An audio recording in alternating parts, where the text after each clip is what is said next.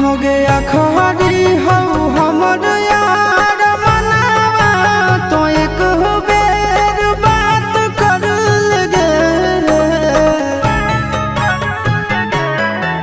हो गया खरी हो हमर यार मनावा तो एक बेर बात कर लगे हो गे सोना यारावा हो भरती पटनवा में आके मुलाकात कर लेगे आगे सुना यारावा हो भरती पटनवा में आके मुलाकात कर लेगे आगे चली जाइबौ छोड़ी के दुनिया विदाई अपने हाथ कर लेगे आगे सोना यारावा हो भरती पटन